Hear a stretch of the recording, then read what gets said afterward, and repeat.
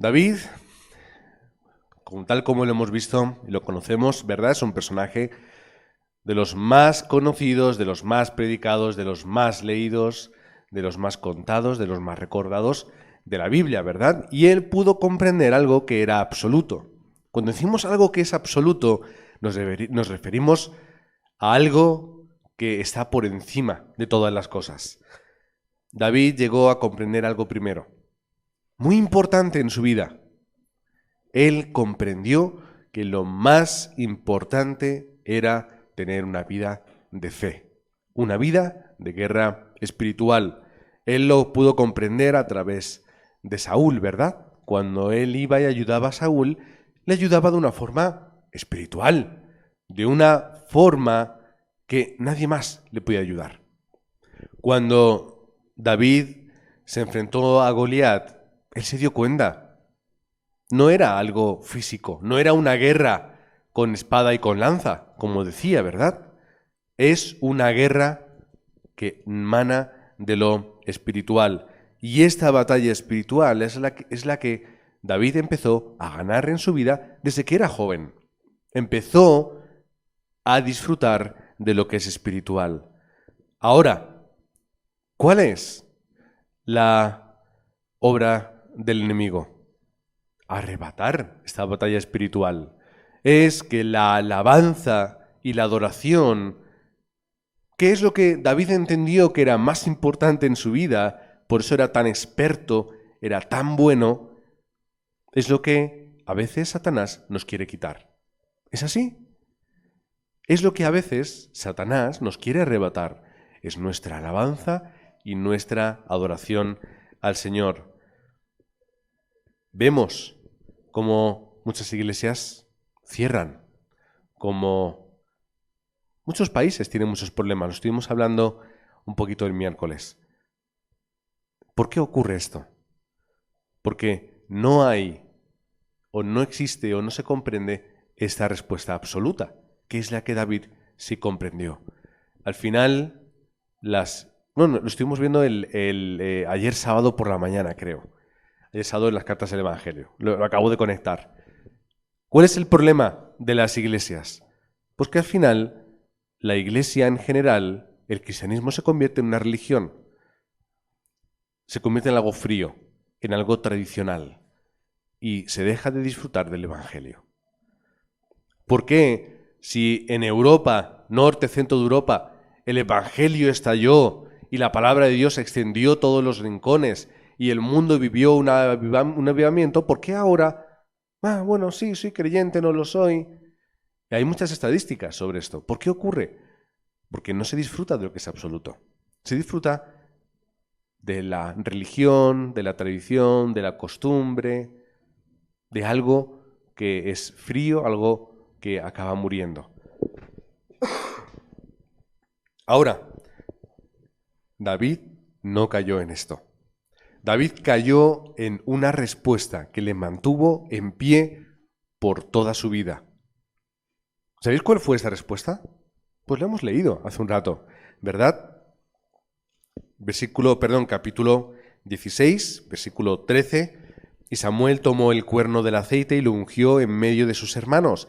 Y desde aquel día en adelante el Espíritu de Jehová vino sobre David, se levantó luego Samuel y se volvió a Ramá. Esta es la respuesta de David, que él fue ungido. No era, toma David, te voy a dar un puñado de armas para que te entrenes, seas fuerte, porque luego tienes que enfrentarte a los filisteos. No, tú vas a ser ungido. ¿Y a partir de ahora qué va a pasar? Pues Dios obrará. Ya está, no tienes que hacer nada más. Fue la primera y la gran respuesta de David. Lo que David comprendió es que lo espiritual está por encima de todo. Pero eso fue el comienzo. Él tuvo un proceso. Vamos a ver ese proceso. En primer lugar, él llegó a comprender todo lo que hay en mi vida y todo lo que pasa es una plataforma. Es una plataforma. La alabanza. David era buen adorador, ¿verdad? Él alababa, era un experto. Primera de Samuel 16-18. Entonces uno de los criados respondió diciendo, cuando se buscaba a alguien para ayudar a Saúl, «He aquí yo he visto a un hijo de Isaí de Belén, que sabe tocar, y es valiente y vigoroso y hombre de guerra, prudente en sus palabras y hermoso, y además la clave es que Jehová está con él». ¿Cómo podía saber que Dios estaba con él? Es lo que yo me pregunto, porque bueno, alguien valiente, pues bueno, le puedo ver. Alguien vigoroso, alguien de guerra, vale, se puede observar con los ojos. Pero que Dios estaba con él, ¿cómo lo podía saber? Algo emanaba a David y algo transmitía a los demás que era evidente que Dios estaba con él. Era algo evidente, por eso este funcionario dijo, vamos a llamar a David. Entre otras cosas, como dice al principio, él sabía tocar. Sabía alabar, sabía adorar. Pero no solamente sabía, es que era un experto en ello. Por eso tenemos gran parte del libro de Salmos para verlo. Y por eso los salmos siguieron recitándose en el templo año tras año, década tras década, generación tras generación, hasta ahora que se siguen cantando salmos de David, entre otros escritores. Esta fue la especialización de David. Yo quiero ser un adorador. Yo quiero ser alguien que alabe al Señor. Y se esforzó en su vida para serlo hasta el punto de que un funcionario del rey lo reconocía. Este es un adorador, este es una persona con la que Dios está. O en la que Dios está. Hasta ese punto David vivió su vida. Ese fue su plataforma para tener respuestas en el futuro. Además, en primera de Samuel 17, 34 y 35, cuando está hablando David con Saúl, déjame que yo me enfrente contra ese gigante porque yo voy a poder, él mismo empieza a relatar cuáles son sus experiencias y dice, tu siervo, es decir, yo, era pastor de las ovejas de su padre y cuando venía un león o un oso y tomaba algún cordero de la manada, salía yo tras él y lo hería y lo libraba de su boca. Así se levantaba contra mí y yo le echaba mano en la quijada y lo hería y lo mataba. ¿Alguna vez habéis visto un oso o un león? ¿Habéis ido al zoo? ¿Lo habéis visto? Mira, si viene un oso y se lleva, tengo un perro y se lleva a mi perro, yo se lo regalo. Le digo, toma, que te siente bien y me voy corriendo. Yo no me enfrento a un oso, un león. O sea, yo no es que le dé mi perro, es que yo se lo lanzo para que se lo coma. ¡Hala, cómetelo para allá! Y me voy al otro sitio. Porque soy así. Y si me encuentro a alguien, también se lo tiro para que se lo coma y me voy corriendo. Porque en la vida, a mí, se me ocurre enfrentarme a un oso, a un león. Hay gente que lo ha intentado. ¿Sabéis quién? Están muertos. No hay... No. Bueno, creo que hubo hace poco una noticia en la que alguien se enfrentó a un... No sé, estas cosas las que suceden, bueno. Pero ¿cuántos testimonios hay de gente que se ha enfrentado? Hay testimonio que ha visto un oso y ha salido corriendo. Y además en España, en el norte de España, hay osos que están en libertad. Están en libertad cerca de donde viven los pastores. Bueno, cerca, para allá, más al norte. Y nosotros tenemos unos vecinos que nos cuentan que la mamá de ella vive allí en un pueblo perdido en el norte, en los picos de Europa. ¿Qué ha ocurrido en el COVID? Pues como la gente no sale a la calle, los osos empiezan a acercarse más y más y más y llegan hasta el punto en el que pasan por la calle. Fijaos qué miedo, ¿verdad? Pues David se enfrentó y acabó con esas bestias. Esa era su plataforma. Que yo puedo vencer a bestias, que Dios me ha dado gracia, que yo cojo una piedra con la honda y yo le doy al león, yo le doy al oso y me lo cargo. Esta era la plataforma que tenía David, ese era su testimonio. Pero el más grande es el que hemos leído antes, es que él era un ungido por parte de Dios, que usó a su siervo Samuel. Por eso David no temía nada, no tenía miedo. Que vea bien un oso, yo soy un ungido, ¿qué me va a hacer a mí el oso? Y como yo soy un pastor y yo tengo que cuidar mi rebaño, yo acabo con el oso y acabo con el león, porque yo soy un ungido. Pero es que además, como soy un ungido, si me encuentro a otro gigante como el filisteo este que está aquí, hablando en contra del nombre de Dios, ¿qué hago? Pues acabo con él. ¿Por qué? Porque soy un ungido, porque Dios está conmigo. Y punto. Esta era la plataforma que tenía David. Era un adorador, era un gran pastor, pero era un ungido por Dios. Él no tenía reino, pero era un rey, porque Dios le había ungido como rey y él ya lo estaba experimentando. Ahora, los problemas iban a llegar, ¿verdad? No todo iba a ser, soy un pastor, toco, canto a Dios, ayudo al rey, me gano su favor. No, iban a llegar problemas graves a la vida de David. Pero si uno está preparado, enfrenta mejor los problemas, ¿verdad? Primera de Samuel 16, 23. Y cuando el espíritu malo de parte de Dios venía sobre Saúl, David tomaba el arpa y tocaba con su mano. Y Saúl tenía alivio y estaba mejor, y el espíritu malo se apartaba de él. ¿Su plataforma cuál fue? Ser un adorador, ser alguien especialista espiritual. ¿Cuál es el resultado que él pudo experimentar? Yo soy capaz de dar sanidad al mismísimo rey. Solamente por adorar a Dios. Esa es la gran respuesta. ¿Cuál es la solución al problema espiritual? Es estar con Dios. Esa es la solución. Eso es lo que nosotros tenemos que disfrutar. Segunda de Samuel 17. Todo el capítulo, esa lucha entre David y Goliat. ¿Por qué pudo vencerle? Porque él durante su vida se había formado como un soldado que era capaz de derribar a un gigante, pero no con espada, no con lanza, con lo que Dios le había dado. ¿Qué es lo que Dios le dio? Una piedra. Y era suficiente. Una. Y fue suficiente. No necesitó nada más. Primera de Samuel 18:14. Saúl, viendo el gran éxito de David contra Goliat y con todo el pueblo, dijo, pues oye,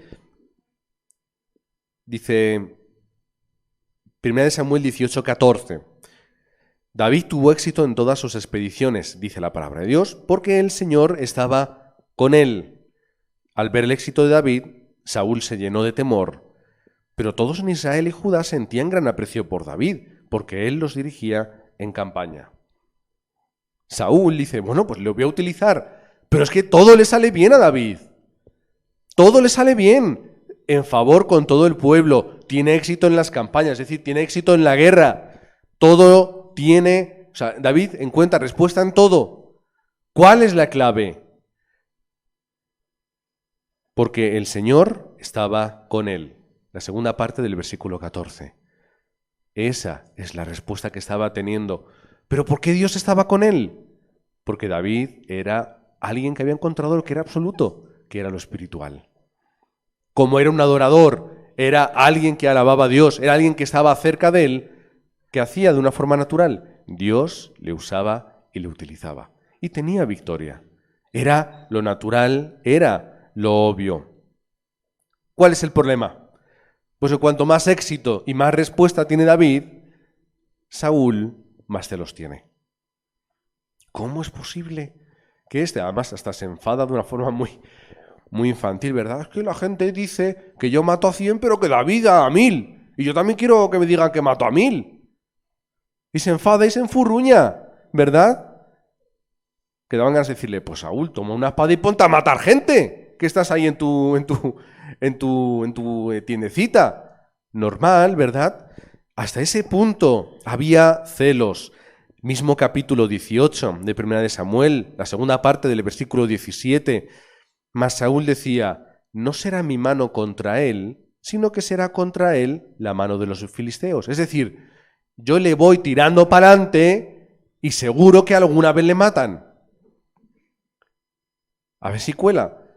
Pero ¿dónde está el problema? Que Saúl veía lo físico, David veía lo espiritual.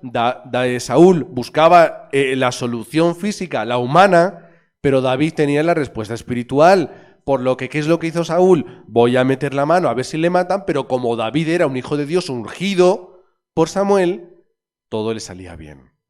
Y esto le molestaba a Saúl. Versículo 21, la primera parte, y pensó, se la entregaré a él, es a su hija, a su segunda hija, como una trampa para que caiga en mano de los filisteos.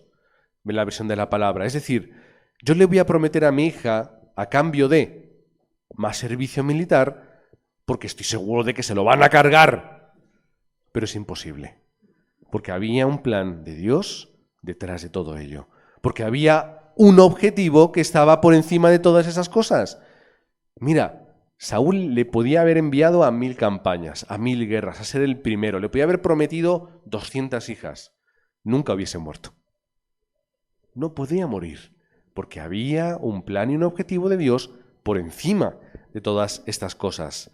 Primera de Samuel 18, del 28 al 30, dice, pero Saúl, viendo y considerando que Jehová estaba con David y que su hija Mical lo amaba, tuvo más temor de David, y fue Saúl enemigo de David todos los días. Un enemigo. ¿Pero por qué es un enemigo? Porque David tenía respuestas que él no tenía. Encima su hija le amaba. Seguramente que más que a él. Era envidia, pero no por la respuesta, por lo buen soldado que era David. No comprendía que la envidia era porque David tenía una respuesta espiritual y él no la tenía. Porque cuando David gozaba de adorar a Dios y de ser alguien reconocido como alguien con el que Dios estaba, Saúl era una persona atormentada espiritualmente. ¿Cómo es posible que él sea todo lo que yo no soy? Que él tenga todo lo que yo no tengo. Porque David comprendió lo que era absoluto, lo que nadie le podía arrebatar, ni siquiera la propia vida. Mira que lo intentó veces, ¿verdad? Y por eso en el versículo 30 dice, y salieron a campaña los príncipes de los filisteos, y cada vez que salían, David tenía más éxito que todos los siervos de Saúl, por lo cual se hizo de mucha estima su nombre. Siempre tuvo victoria. Siempre tuvo victoria. No sé cuánto tiempo, no sé cuál es el periodo de tiempo de toda esa narración, porque habla no de muchas campañas, pero no creo que una campaña fuese un día y al otro día sea una segunda. Serían semanas, meses, años. Años de victoria, años de respuesta, porque David tenía lo que era absoluto, que era lo espiritual. ¿Cuál es al final la conclusión de todo? Es que la obra de Dios es eterna y sus respuestas también lo son. Y no importa quién te pueda perseguir, lo que te puedan hacer, a los enemigos que te tengas que enfrentar. Lo importante es que tú tengas lo que es absoluto. Y cuando tú disfrutas de lo que es espiritual por encima de todo, ahí llegan las respuestas que son eternas. ¿Qué es lo que había en el corazón de David? La palabra de Dios habla. Lo que hay en su corazón era que todo el pueblo estuviese junto alabando a Dios. Es decir, su respuesta, que era la alabanza y la adoración a Dios, es la que él quería para todos. Y dijo, si esto me ha dado a mí respuesta durante toda mi vida, el pueblo tiene que disfrutarla igual. ¿Cuál fue su idea? Vamos a levantar un templo. Y en ese templo el pueblo va a alabar junto a Dios. Esa fue su respuesta. Esa fue su conclusión. Salomón terminó el templo. Lo terminó su hijo. No lo pudo terminar él, lo terminó su hijo. Él terminó lo que había empezado su padre. ¿Cuál fue el problema de Salomón? Porque Salomón no terminó bien. Lo dijimos, creo que ayer sábado también, o el miércoles, no se me cruzan ya las cosas. Salomón era un rey tremendamente inteligente, formado. Tenía mucha formación, investigaba, mucha ciencia, ¿verdad? Era alguien muy sabio. Dios le dio sabiduría. Pero con toda la sabiduría y con todo lo famoso que era, Salomón por eso cayó. ¿Y por qué cayó? Porque dejó que la idolatría entrase en su vida y en su pueblo. Tan listo que era tonto. Tan inteligente, tanto contenido que tenía, tantas carreras que tendría, como diríamos ahora, que era muy tonto.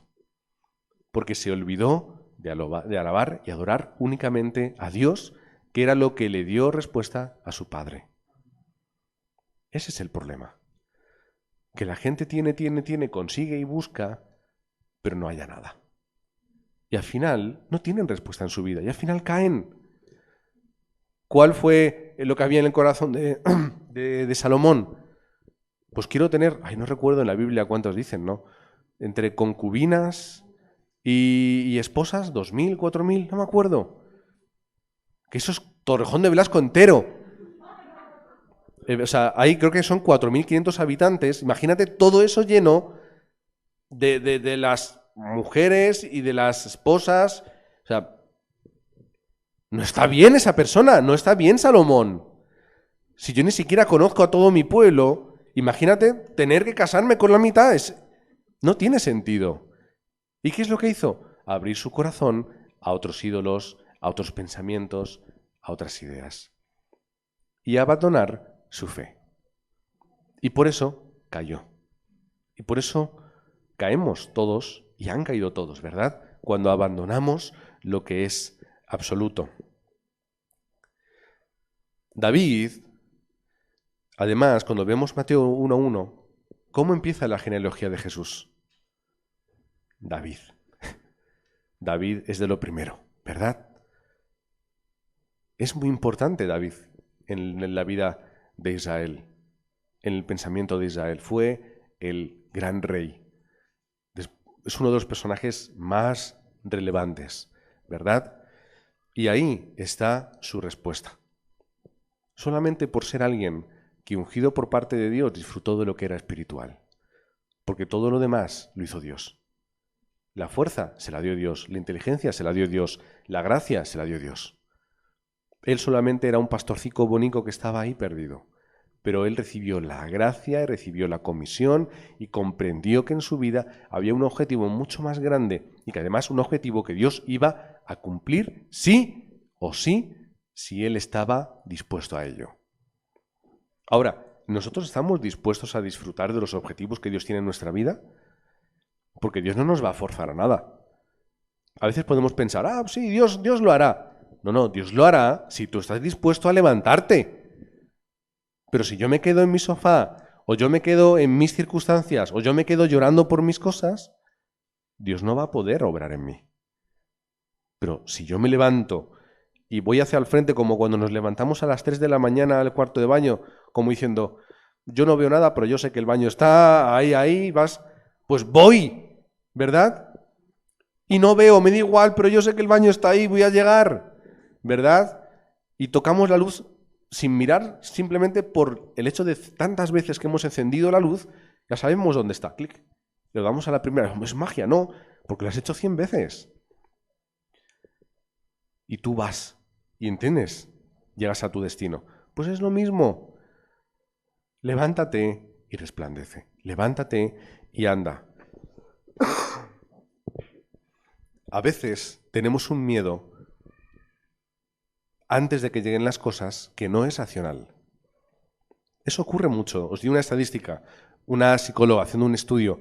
El 92, con no sé qué % de lo que nos angustia son cosas que nunca han sucedido, que no suceden y que nunca van a suceder. Yo el otro día, después de 2 semanas ya me estoy recuperando de resfriado que se venía, los niños me lo pasaban, yo se lo pasaba a ellos.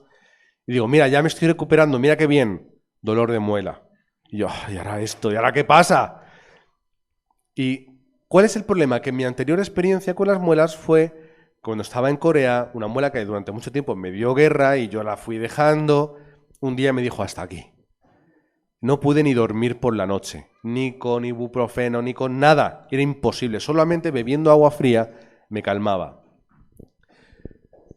No sé, ahora no está mi mujer para recordármelo, unas 6 o 7 sesiones. Tuvieron que estar con la muela, 6 o 7 sesiones de dolor. No de, pues me han dormido y no pasa nada. No. De tocar, de dolor, de me duele, de aguanto, de aprieto la mano. 6 o 7 sesiones una vez por semana. Claro, cuando me pasa esto digo, ahora otra vez tengo que pasar por lo mismo. Pues no, llegué el viernes por la mañana, me miraron, me dieron cita a la 1:30, en 5 minutos me quitaron la mula del juicio y a los días pues ya estaba bien. ¿Pero qué había en mi cabeza? Ahora, 6, 7 sesiones, dolor, esto, lo otro, qué rollo. Con todo lo que fue en aquel día, pues no pasa nada. Pues me quitan la muela, estás unos días molesto y ya está. Hoy, o sea, fui el viernes y me dijeron, y le dije yo, si es que los puntos ya se me han caído solos. Se me cayeron solos, no, ni lo noté. Perfecto todo. Pero ¿cuál fue mi problema? Que yo venía con el miedo de antes. Y lo iba a hacer, digo, bueno, pues que sea lo que tenga que ser.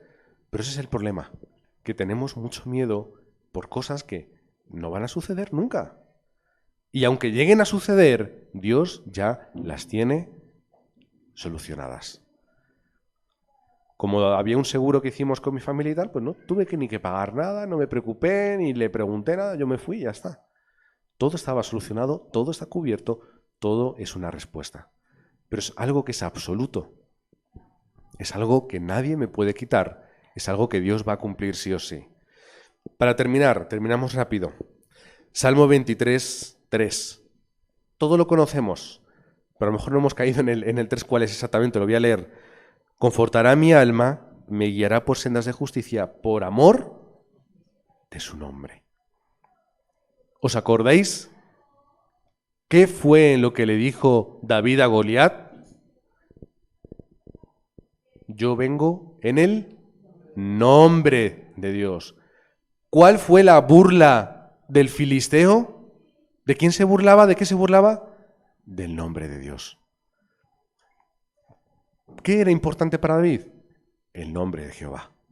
Eso era lo que era para él importante. Investigando un poquito de esto, el nombre de Jehová es un tema de lo más recurrente en todos los salmos.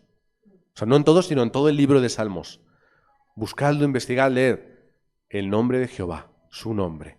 Es algo que es constante en todo el libro, que es largo. ¿Por qué sucede esto? Porque era lo que había en el corazón de David. Es el nombre del Señor, que era su bandera. Solamente un ejemplo más. Salmo 5, 11, 12. Pero alégrense todos los que en ti confían. Den voces de júbilo para siempre, porque tú los defiendes. En ti se regocijen los que aman tu nombre. Porque tú, oh Jehová, bendecirás al justo, como con un escudo lo rodearás de tu favor. ¿Cuál es la respuesta? ¿Cuál es la clave? El nombre del Señor. Esto es lo que tiene que estar en nuestro corazón, el nombre del Señor. Porque el nombre de Dios, que realmente Dios no tiene nombre, ¿verdad? E incluso el pueblo judío ni se atreve a pronunciarlo, ¿verdad? Nosotros utilizamos el término Jehová, que tampoco es correcto. Es algo que se hizo hace tiempo, que no se debería ser así. Deberíamos utilizar el término Señor. De hecho, hay muchos creyentes que cuando está escrito aquí Jehová, ellos dicen Señor. Pero bueno, cada uno que le dé la importancia que quiera. ¿Pero qué es lo importante? El nombre de Dios en mi vida. ¿Quién es Dios para mí? ¿Verdad? Para terminar, 1 Samuel 17, 45, 47. Estas son las respuestas que encontró David. Jehová te entregará hoy en mi mano y yo te venceré. Y te cortaré la cabeza y daré hoy los cuerpos de los filisteos a las aves del cielo y a las aves de la tierra, y toda la tierra sabrá que hay Dios en Israel. Por favor, hermanos, no lo hagáis vosotros, ¿vale? No lo hagáis, no cortéis cabezas, no deis cuerpos a aves, ¿vale? Pero tened las respuestas tales que la gente diga, hay Dios en tu vida. Disfruta del Evangelio de tal forma que la gente os mire y diga, hay Dios en ti. Esa es nuestra respuesta, este es nuestro testimonio, esto es hacer la evangelización del mundo. Que el mundo pueda ver que hay Dios en vuestra vida. Dios y Padre, gracias por la respuesta que tú le diste a David hace ya miles de años. Gracias porque esa misma respuesta es la que nosotros tenemos. Nosotros hemos sido ungidos como testigos hasta el último de la tierra. Somos llamados tus hijos. Somos enviados a las naciones. Somos ese sacerdocio santo que tú has levantado, esa nación escogida. Somos un pueblo que tú has enviado para poder testificar de ti. Danos la gracia para poder levantarnos y brillar con tu luz verdadera a todo el campo, Señor, empezando por el nuestro pequeñito hasta todo el mundo. Oramos en el nombre del Señor Jesucristo. Amén.